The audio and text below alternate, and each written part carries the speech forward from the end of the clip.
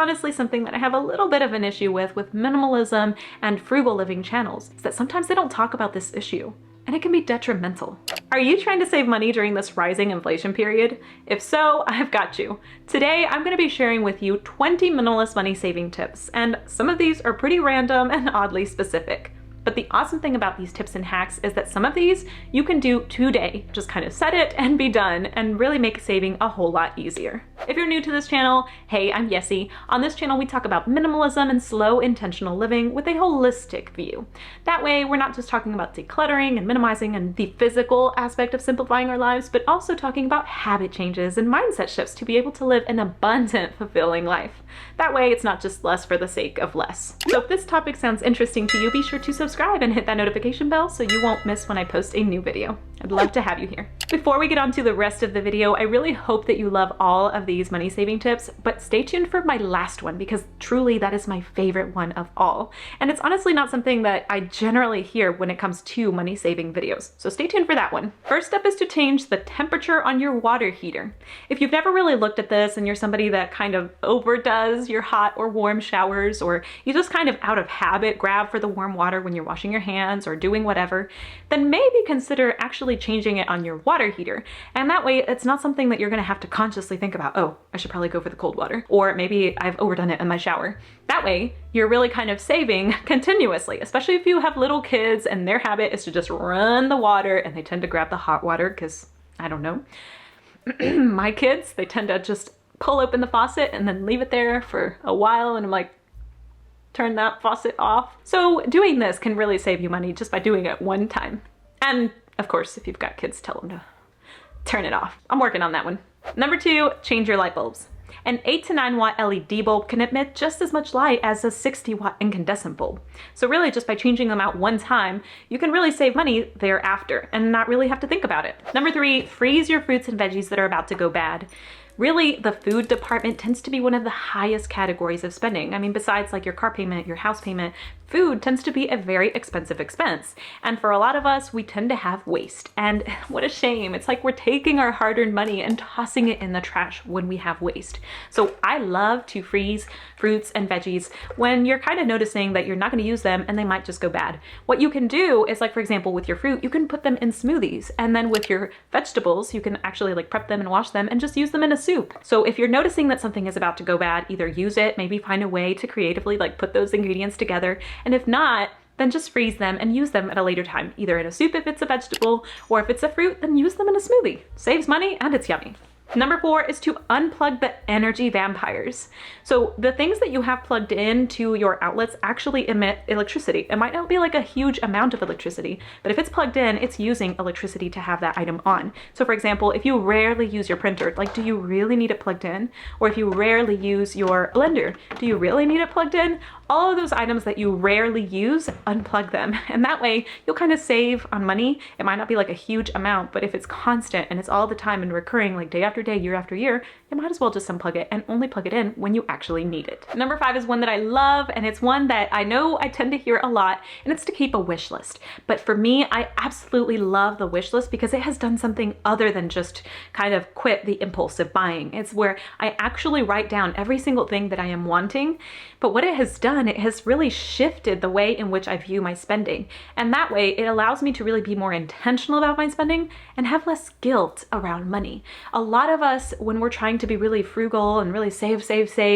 we tend to have a scarcity mindset. Not everybody, but I definitely have had a scarcity mindset. And if you've been around my channel, I grew up poor. I grew up in Mexico, and it was a really difficult thing. It's still honestly a work in progress to remove that scarcity mindset, to think outside of that box that I kind of grew up in. And having a wish list, what it does is it helps shift that perception from I can't have that or I can't afford that to thinking, do I really want that? Do I really need that? Will I actually use that? Will it actually add value to my life? Will it actually help me? So yes, you're creating intentionality, but then you're also reducing that guilt. You're acknowledging, yes, I want this. And I'm not shaming myself because I want this. Like, for example, I've wanted a Dyson Airwrap for a long time. Have I purchased it? No. Will I probably purchase it? Probably not. But it's still on my wish list because it's something that I'm acknowledging. I want that. I would like to have that. Am I going to spend all money on that? Probably not. But I'm not shaming myself for wanting something. And it's also showing myself that I can wait for something, that I don't have to have things right now. A lot of the times when we just kind of shop, it's because we just feel like if we don't have it now, then we're not going to be able to have it later. Or we might not be able to afford it later, or it might not be sold later. And that is a scarcity mindset. So have a wish list. Actually write it down. I actually have a little journal where I write things down. I want this, I want that. And then if I don't want it anymore, fine, I'll just cross it off my list. But that way you kind of remove that scarcity mindset, and this will be huge for money saving. Number 6, please don't hate me for this one, but if you really want to make your money last as much as possible, quit those unhealthy spending habits. These are things like alcohol, smoking, shopping for lottery tickets. One of my family members, I will not say who, would constantly buy lottery tickets all the time.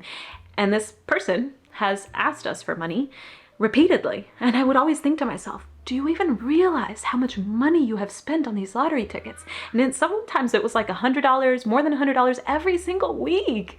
And I would think to myself, what are you doing? You're literally throwing your money in the trash. And then you're needing help from other people because you have this unhealthy habit. I mean, if you just spend $15 a week on lottery tickets, after the course of 20 years, that's like over $15,000 that if you had spent and invested in something, that money would have grown and you would have had a whole lot more. When you think of it that way, when you think of the money that is leaving, I could invest it in something else and create more money, then it kind of can help shift that perspective, and you will be a whole lot better off financially if you can remove those unhealthy habits. Number 7, don't go to the store without a list, and better yet, buy online. This is something that I do all the time actually, is I will write a list before I go to the store. This is what I need, this is what I need, this is what I need. And then once I'm going through the store, I'll actually go with my little list, checking things off as I'm going through. What this does is it really helps eliminate this, what did I need? And then just kind of grabbing random things. And waste, food waste, again, kind of goes back to that tends to be one of our biggest expenses. And if we're just buying things because we don't realize what we have at home or what we're actually going to cook and actually use, then we're going to end up tossing it because we ended up with food waste. That, and then we ended up with all of these suggested items because we just saw it at the grocery store and we're like, maybe I'll eat that, or you just kind of try things out. And if your grocery store has the option of ordering online and then actually picking it up, I would definitely recommend that, because what you're doing by doing that is that when you see it, you actually see those numbers rising on your phone or your app or whatever it is that you're using, and then you can tell, okay, this is a little bit over my budget. I might remove some of these items, or I might change something else. You actually are seeing this total rising versus you're just grabbing things randomly in the grocery store and then you're surprised when the total comes up at the end of the register. And by the way, before we continue on, if you hear some noises back there, my toddler should be napping, but usually he sings himself to sleep when he naps. So we might just have to hear his little chants and whatever it is that he's singing. It just adds to the vibe, it's fine. Number 8 requires a little bit of creativity and forethought, but it can be super helpful, and it's to look for used items first. This is things like furniture, clothes, kids stuff, anything really that you're going to be purchasing. Check out if there's a used option first. You can go to actual thrift stores. You can actually search online. There's lots of different ways that you can buy things used. We've done this numerous times and have saved so much money. So both of my kids' beds were actually used, and they were $100 and $150 each. They were trundle beds, and basically I just slapped some paint on them, and you wouldn't know they're actually good quality stuff. You can use things for a lot of stuff. Actually, my kids' clothes, I rarely buy them new clothes. The only thing that I buy new is their shoes, because shoes, I feel like they can just, I don't know, I want them to last, and sometimes when you buy used, you might as well not do that. That's just me personally. But for clothes, I rarely buy them anything new. My mom bought him a whole outfit for $1 at a thrift store the other day, and he was so excited. He's like, oh, I look like daddy, because he had an outfit that looked like daddy. I'm and it wasn't expensive. It was $1. So kids don't know. They don't know the difference. But even too, in your home, a lot of furniture just really needs a good sanding, another coat of paint, and it can look as good as new. And sometimes when you're buying things used, you're actually buying things that have stood the test of time, that are actually going to last you, versus those really manufactured things that really won't even last you a year, and then you need to replace it. So if you haven't tried shopping used, don't knock it till you try it. Make your savings automatic. If this is something that you are not used to yet, actually go into your savings account and make a set amount that goes into that account every single week or every single month, or depending on whenever you get paid. If you get paid a regular amount, then actually set a designated amount to go to your savings account. That way it's kind of out of sight, out of mind, and you can continuously do that. And if you have like random payments where you're like making more, making less, then maybe set like a lower amount, but do that every single week. And that way you're actually prioritizing and saving money. This kind of is the pay yourself first approach. Number 10, skip drinks at restaurants. We honestly rarely go out to eat these days, but if we do, I always will get a water because drinks tend to be super expensive. Often, depending on the restaurant, you can get a full meal for the price of 2 drinks. To me, that's just crazy. And if you really wanted to have something that was a little bit flavored, you can often ask for lime or lemon or whatever. I get them mixed up. And then you have some sort of a taste. And if you really, really wanted to be super frugal, then you can take one of those little flavoring things and like in your purse or your bag and like squirt it in there. I personally don't do that. I wouldn't do that. I feel like that's kind of sneaky, you know? I mean, you could do that and then like not have to pay for a drink, but then you have your flavored drink. But yeah, just drinks can be super expensive. So if you still want to eat out, maybe this is a way that you can kind of still have that ability to be able to go out and have that experience, but without breaking the bank. Number 11 is buy generic brands. I've heard from people that work at different factories basically admit to the fact that some of these products that have the regular brand and then the generic brand, they really just slap a different label on the item. And that's basically the same exact item. And this is not the same for everything, of course. Some of them actually are very different components and different chemicals or processes, whatever it might be. But for those things that really don't make much of a difference, like which can of beans I should choose, I'm gonna go for generic. I love number 12, and it is to ask for a discount and ask for free things. I saw this video on YouTube and I do not remember what video it was. If I do, I'll just like put it down in the description box because it was a long time ago. But basically this guy was saying that he started to actually pursue rejection and he kept asking for really weird things like, can I have a refill on my burger? And it was like, people looking at him like, what the heck? What do you mean you want a refill on your burger? Like, we don't refill burgers. And he's like, well, can I have one? And he would like ask for random things and kind of expecting that people would say no. And sometimes they would actually say yes. And it kind of really helped me to kind of get out of my shell because I'm very much introverted at heart. I've mentioned that I was actually diagnosed with social anxiety at one point, and I feel like I'm so much better and I'm very friendly now, but I'm still very much an introvert at heart. And so to try to kind of break out of my shell, I would try to ask people for things that I would kind of be okay if they said no or expect that they would say no, but still to see what the heck, just try it out, right? So I've done this myself, and I'm like surprised that sometimes people will give you discounts on things, or they will give you like maybe another free item, or they'll just give you something for free just because you asked and they were like, yeah, we give these things out or whatever. Like the worst thing that somebody can say is no. And I mean, if they say no, like you didn't actually lose anything, you just gotta know, right? Like they didn't take away your money because of saying no. So you've got nothing to lose. Number 13, if you're feeling kind of brave, DIY your personal care and hair care. I have cut my own hair for many years, like at least, oh gosh, like 10, 15 years. Like it's been a while. It's been a while. And then my husband has been cutting his hair. And like in the beginning, like maybe sometimes he would kind of like mess up because he would turn and whatever. But like the more he's been doing it, like my son's like, he knows he needs to stay still. And like he's getting better and better at it. And it's looking a lot better. He's able to kind of do different things. So if you're really feeling kind of brave, you can watch some YouTube videos, try to figure out different things and just kind of start slow.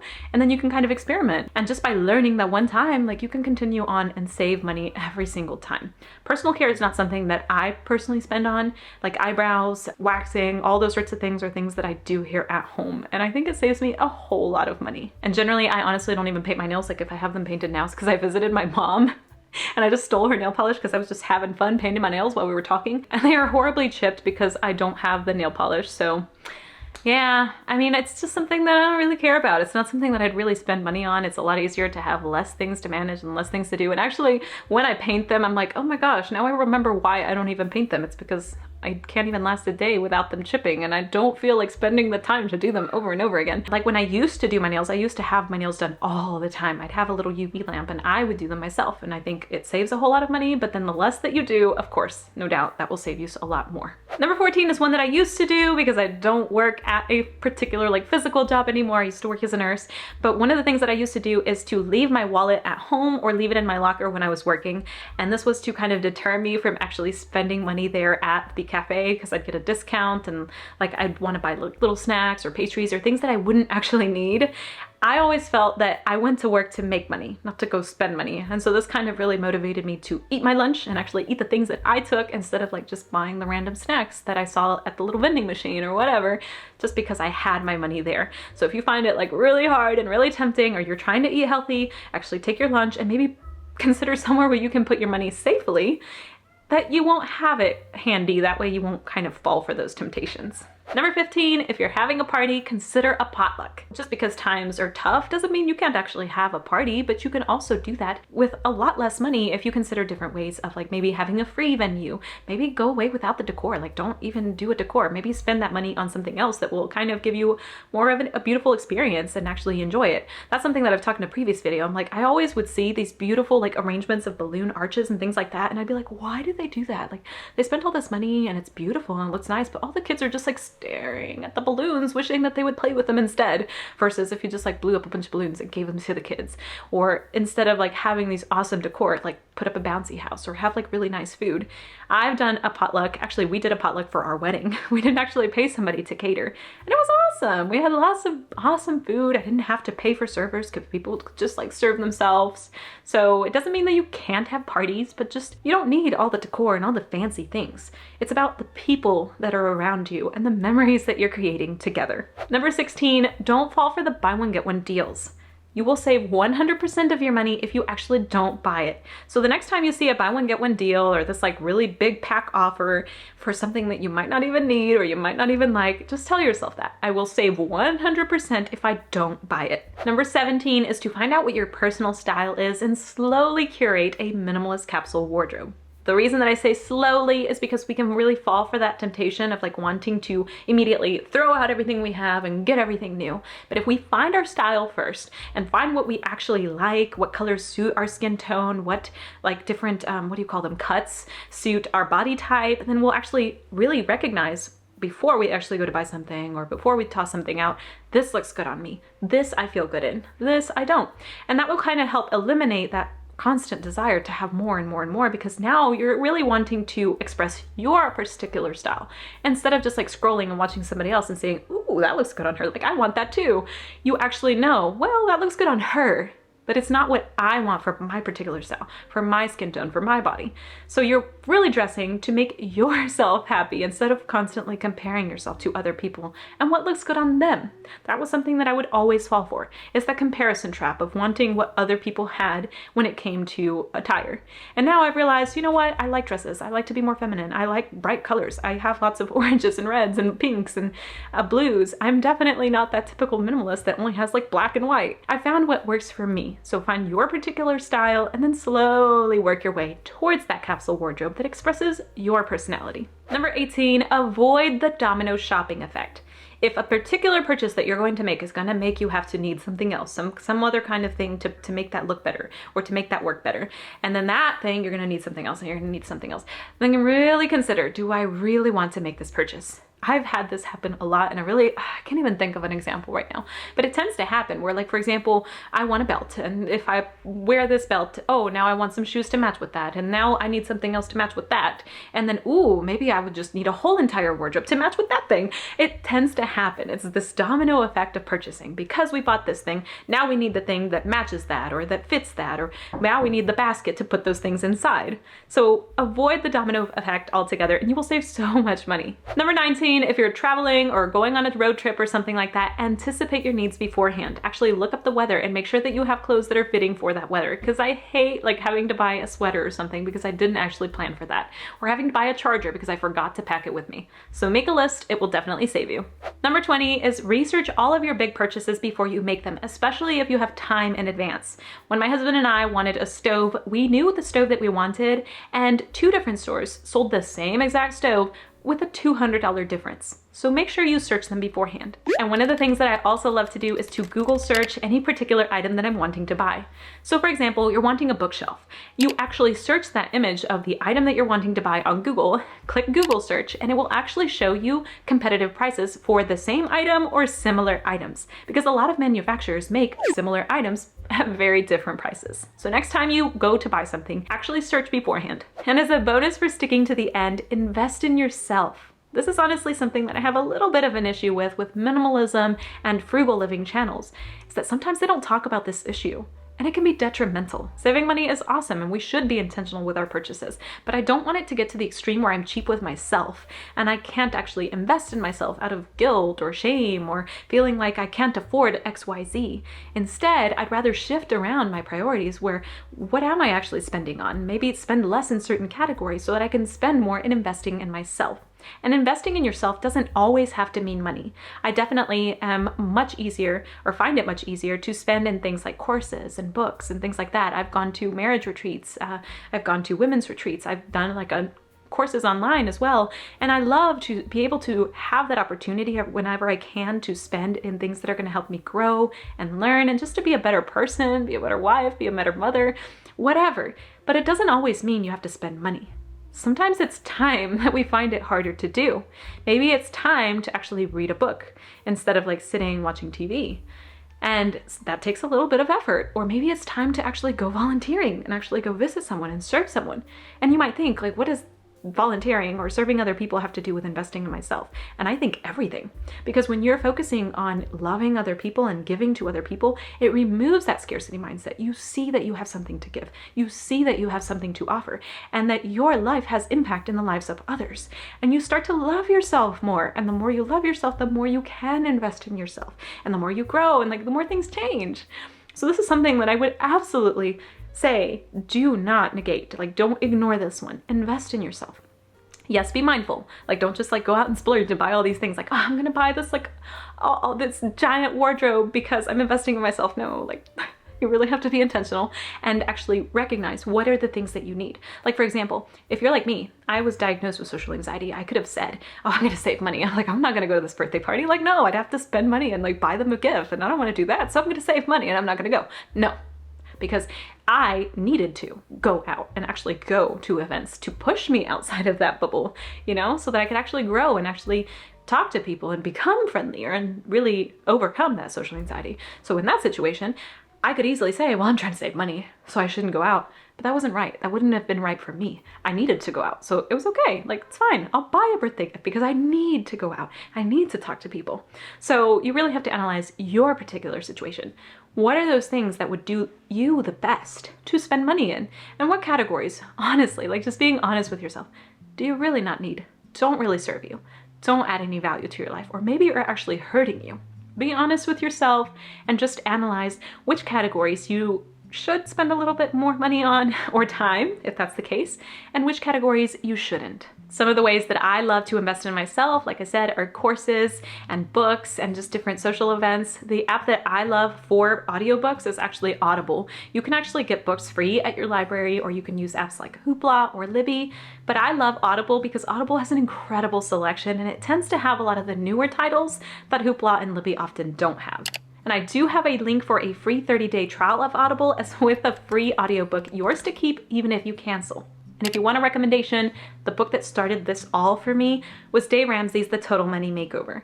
That book was actually gifted to me years ago, and honestly, that started the domino effect for me. What it did for my life is that it made me motivated to get out of debt, to see that I could get out of debt, that I could live differently, that I should pursue different financial decisions, and that it was okay and it was a good thing. It kind of helped me to remove that scarcity mindset. And then because of that, I started to sell a lot of things and I became more minimal and I became more intentional, and then I wanted to be healthier, and then I started eating better, and it just really spiraled into a lot of positive changes. So if you want to check out that book for free, use my Audible link down below and let me know your thoughts and your book recommendations. Thanks so much for sticking to the end. I'll see you in the next one.